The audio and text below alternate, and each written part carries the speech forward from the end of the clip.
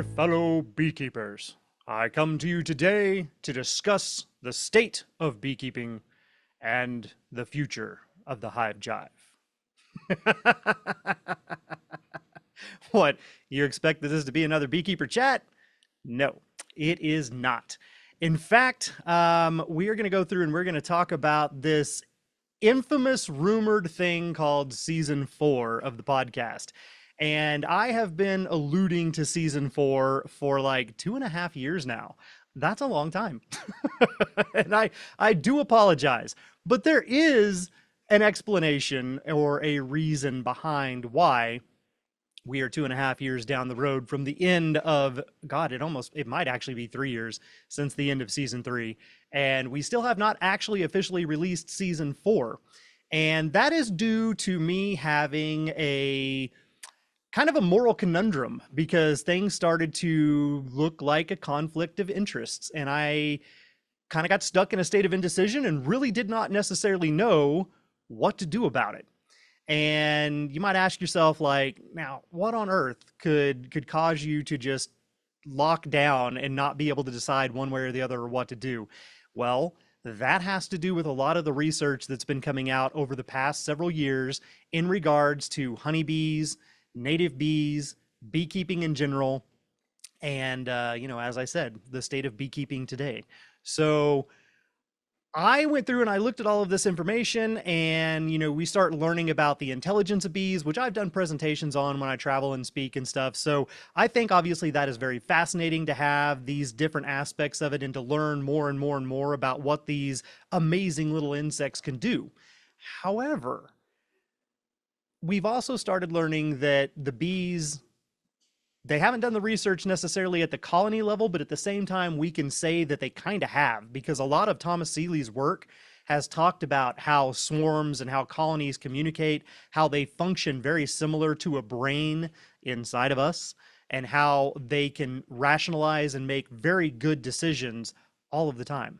So you take that, you put into play this newest research coming out that not only are they intelligent, not only do they have these different abilities where they function on an individual level and a superorganism level, but they also are self-conscious. They are sentient. They are self-aware. That individual bee, regardless if it is a honeybee or a solitary bee, knows itself. It has good days, it has bad days, it has emotions, it can feel joy, it can feel anger, it can hold a grudge. It can remember who slighted it or did a wrong against it.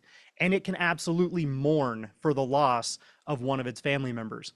All of these things are stuff that a lot of times they don't really want us to think about. They don't want us to add human characteristics to insects. We're supposed to look at them as autonomous little machines that just do a function. Hey, sun's up, lights on, go get food, come home, go to sleep. But that's not the case. These creatures are just as entitled to their own world, their own rights and everything as we are. And so as beekeepers, we have to be the stewards of that. We have to practice good husbandry. We cannot treat them like an insect that can just be absolutely squished or disregarded or anything else, because honestly, that's cruelty. That is not okay. And a lot of beekeeping, depending on what stance and what side of the aisle you're on, commercial beekeeping, unfortunately, can look a lot like that.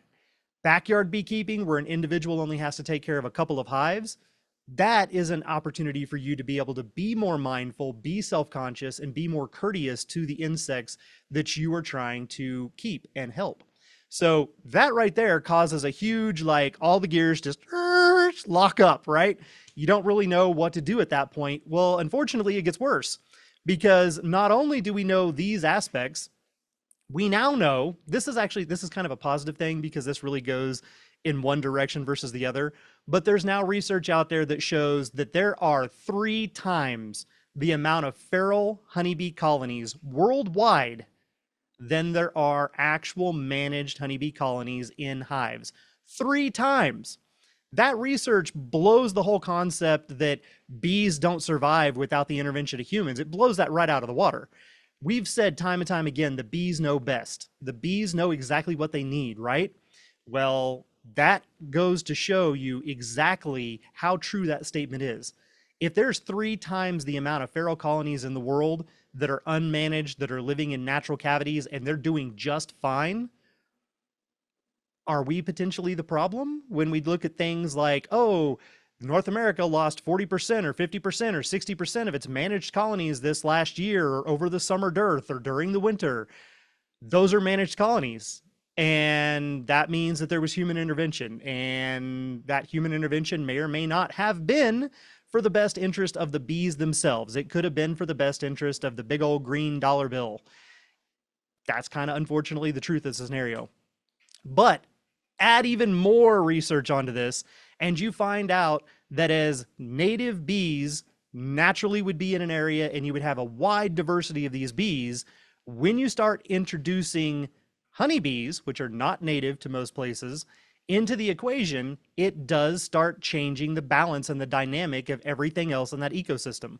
And when a beekeeper kind of tiptoes over into the hoarding side of things, then it gets really bad, because the more density you have of the population of the honeybee, the less diversity you have in the population of the native bees in that area. They're literally being outcompeted for food. They're being pushed out of the regions. And so not only do you not have the overall different number of species, but you have fewer of the species that are left. So that's a problem in and of itself too. So you're starting to kind of catch on here, starting to go along with like why this might possibly be a problem. Well, that's the question at hand, right? Are we, the beekeepers, the problem? They wouldn't be on every continent if it hadn't been for us, with the exception of Antarctica and a couple little places like that. But they wouldn't be there if it wasn't for human intervention bringing them along. So we are responsible for introducing these creatures to these different regions, and we're responsible for the consequences that that causes. These were not accidental. They got on a ship and they showed up there. We purposely brought Apis mellifera to all of the places that we go so that we could exploit them for their agricultural purposes or for honey production and wax production, for our own usage. Now, by doing so, they've done what they do naturally. They adapt, they become almost regulated to wherever they're at, and then they spread. So they become naturalized to each region that we put them in. Well, if a beekeeper is doing their job, they should potentially be able to mitigate to some degree the spread of their managed colonies. But there's nothing we can do to mitigate the spread of the feral colonies. They're going to swarm potentially multiple times a year and set up new colonies. Some of those colonies may survive, some may not. But clearly, based on that research, most of them have. There's a lot, 3 times more. That is between 200 and 300 million feral wild honeybee colonies across the globe. That's insane. Now, I took all this to heart and I was trying to figure out, what does this mean? Because I created a podcast to go and encourage people to get into beekeeping and to teach them the joys and the wonder of how beekeeping can actually change your life and change your perspective on things, and how it makes you look at nature and look at creatures like the bee for what they truly are, which is a marvel of evolution, something that as it is, just blows my mind on a daily basis. Those are the things that we wanted to impart, but obviously in doing so, you build up hype, you get a lot of attention, you get a lot of following. And so at some point, am I then also not responsible for bringing new people into beekeeping and increasing the number of beekeepers worldwide? Because we have an audience all across the globe that listens to the show. And therein lies the conundrum. I kind of found myself frozen with indecision. I didn't really know what to do. I wasn't sure where I should go with anything. And I wasn't honestly sure that we should even necessarily continue the show as it was, because I don't necessarily want to continue contributing to some of these things that are not looking good, right? The numbers, we need the biodiversity, we need all the native pollinators, we need all these things. And you've heard me say before that at one point, it was okay for the honeybee to be the poster child, so long as we're talking about things like planting for pollinators. It doesn't matter if you're planting for monarchs specifically, or if you're planting for a specific type of native bee, or if you're planting for honeybees.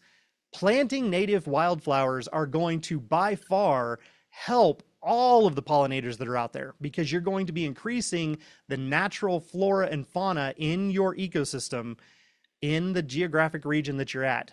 And that's a good thing.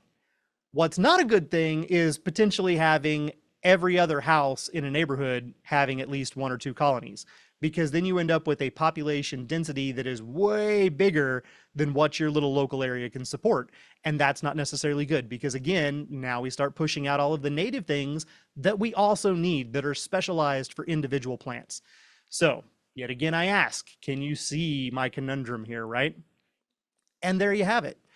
2.5 to 3 years later, I'm still sitting here scratching my head. I go back and forth. I get frustrated. I get upset. I'm not really sure what we should do. And I've had several conversations with other individuals about this, and, trying to figure out, like, do we call it good? Do we scrap it? What do we do? Do we move on in a different direction? I don't know. I'm literally just stuck in this scenario of, are beekeepers the problem? Am I contributing to the problem? What should I do about it? What is my responsibility to the environment? What is my responsibility to you as the listener? What is my responsibility to future generations? I don't know. And that's the problem. But I had a conversation with Natalie, and Miss Natalie kind of gave me a get off your ass pep talk, and she put it from a different perspective. No matter what we do or what we say, people are probably going to get into beekeeping anyway. Those individuals are still going to come into the fold, and they're still going to be there. And even if we stop doing the show, that's not going to stop new people from joining, because there's these massive social media campaigns that are unfortunately 5 years to a decade out of date, that are still pushing this wave and riding this wave of save the bees. And unfortunately, they're not saving the bees. They're not even really giving most of their proceeds to anybody who could save the bees, but it is still generating a lot of interest and a lot of concern. And we still get questions every day about, what can I do to save the bees? What should I do? And Natalie pointed out again that these individuals are going to be there, but there's also all of the individuals who are already in it and who want to do the right thing and who want to be the best beekeeper that they can, beekeep in a way that is more bee-centric for the colony and more in line with the ebb and flow of the natural rhythms of the honeybee. And if there's not shows out there like this show, or shows out there like some of the other podcasts, there are a few of them that are really good that I enjoy listening to. If these shows don't exist to give some level of credence to the fact that, hey, you need to stop and think about this, you need to be mindful. If there's not anybody out there to counter all of the absolute bullshit that you can find on social media and the crap that people say, I swear to God, they just make crap up so that they have content. It's not true. It doesn't follow suit. It doesn't even fit in line with any of the things that a beekeeper, if they paid attention and watched how their colony worked, would ever come to the same conclusion. So she said, you need to get off your butt and you need to go ahead and put out the 4th season, because people need to hear it. And I'm still like, I'm a little bit torn, but I'm still finally like, okay, fine, we'll do it. We'll put out the 4th season. We'll put it out there so that, again, there can be another voice out there that is a voice of reason, that talks about things from a bee-centric perspective a lot of times, and goes through and helps people navigate the sting of beekeeping so that they can reap the sweet rewards or the sweet rewards. They could be sweaty rewards. I don't know. It depends on where you're at. Texas is freaking hot. Anyhow, so that is where we are today. And this is what you can expect going forward. We are going to release season 4. So starting Monday, you will have your very first main segment episode that is out there free to everybody in the world to enjoy. And the way that this season is going to be set up, we are going to break everything apart into a couple of different segments. So on your main segment episode that comes out on any audio podcast platform that you listen to the show on, you're going to hear different guests from around the country that are going to come on. They're going to talk about what they do, their passions of beekeeping, but there's going to be a couple of common threads that we are going to carry through every single interview that we do. And those 2 questions go something like this. What is your current view and opinion of the state of beekeeping today? That's number 1. Number 2, do you feel personally that we still need more beekeepers to get involved with the hobby and to get into the bee business? That's question number 2. We are going to ask that to all of these individuals that we bring on the show this season and see what their perspectives are, because you've heard my opinion. I'm just curious now. I kind of want to take a poll, and I want everybody to be able to hear all of these different perspectives, the pros and cons for all of these different scenarios. So we're going to interweave and mix that through the different interviews, while we're also bringing you other information, new reports, new research, and obviously some fun banter, side tangents, and a little derailment here and there, because, what would be the Hive Jive without that? Straight line of thought? What? No. The second part of this is going to be for our listeners that are on Patreon. So there will be a portion that will carry over from every main segment episode and will then transition over to the Patreon platform for everybody that is actually supporting and paying for the show out there. You individuals rock. We love you, and we want to give you as much content as we can. And I know that that has been limited to the Beekeeper Chats while we've been on hiatus. So we're going to start carrying these episodes over as well. And what's going to happen there is we're going to continue our conversation with the guest from that week. We're going to select different aspects of the conversation from the main episode, and we're going to go a little bit deeper into those, get a little bit more in depth about some of those concepts, and or potentially just go on random tangents about something else that we want to talk about, or that specific guest is very passionate about. And so that'll carry over onto Patreon for anybody who wants to support us there. You'll be able to get a whole second perspective on that topic for the week and go through and learn a little bit more about that. That's in addition to all the other things that are out there on Patreon as well. So if you want to support the show, definitely jump over there and check it out. If you feel like you're only getting half the story because you're just listening to the main segment episode and you're missing the second half, jump over to Patreon and check it out. Patreon has 2 separate levels at the moment. The first level is the $5 Hive Jive Junkie. Everybody can join at that level. You will get an audio version of all of these episodes. The second level is the Bee Academy level, and that gives you access to both video and audio versions of all of the Beekeeper Chats that haven't already been released. It will give you behind the scenes footage. It gives you deeper dive episodes. It gives you all kinds of content out there, plus some training and education videos and tutorials, which we are actually working on putting a few more of those out there for you as well. So if you want to join on Patreon, you absolutely can. That's patreon.com/Hive Jive. And Patreon is patreon.com/Hive Jive. So if you want to jump over there and join us on that, go for it. We would greatly appreciate your support, because that's where that comes from. And that literally makes the podcast available for everybody on the free platform, which is those Monday main segments out there. So the last little piece that we're going to be doing with each of these guests is going to be our regional questions. We have identified 12 questions, separate from the 2 that we're going to talk about in each main segment episode. 12 individual questions that are looking at beekeeping from an external standpoint. What is going on around your hive that you need to know in order to influence and better help you decide how to help that hive and how to be a better beekeeper? This type of information is going to come from all across the country, and you're going to be able to hear your specific region, not just Texas, not just Arkansas, not just this place or that place. We're going to try to compile enough data that we can give you a representation of a general area or region that is very near to you. We may break some of the larger states down into separate regions. Some of the smaller states may be grouped up with other states that are very similar. And we will put this out there at the very end of the season in one massive download, so that you will be able to go through and pick and choose which regions you want to listen to. The information on these regions are going to be coming from our guest speakers that we have this season. So they're going to be answering these questions from their perspective on their region that they are actually representing. So you'll be able to hear a little bit extra from them once the season is finished. And that will be the big hoorah at the end when we dump everything else out there, so that you can go through and check that out. And if you're wondering why that's important, take, for instance, a beekeeper who was in Central Texas and moved up to Northwest Arkansas into the old Boston Mountains and the Southern Ozarks. I didn't know anything about anything when it came to the nectar flow up here, what the primary floral sources were, when things started and stopped, when they did their harvests. I had to learn all of this from scratch, just like a brand new beekeeper.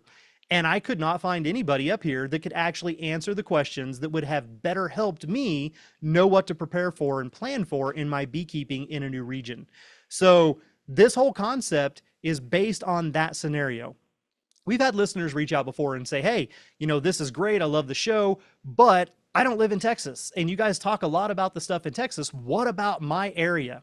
So here's a way to go through and help bridge that gap and give everybody across the United States a way to go through and learn these different aspects. Now, I do understand that the United States obviously does not help anybody who happens to be upside down, down under in Australia. So maybe if you're lucky, we might be able to do a season for that where we go through and we also tack on everything that could be down under and break that down by region as well. So we'll just have to wait and see how everything plays out on that. We'll see how this one goes and how well this is received first. But that's the concept. There you go. You're now up to speed. You have an explanation as to why there hasn't been a legitimate season of the podcast. There's been a couple new episodes here and there just randomly to give you updates, but no true season 4. Although you keep hearing everybody talk about season 4. Well, here you go, damn it. Season 4. It is finally here. And for our very first victim, it's going to be none other than Mr. Ken Milam. So join us on Monday. Tune in, find out, and until then, everybody, be good. This Hive Jive production was made possible by amazing patrons like you, and we appreciate your support. To all our Hive Jive junkies out there, you truly are the bee's knees.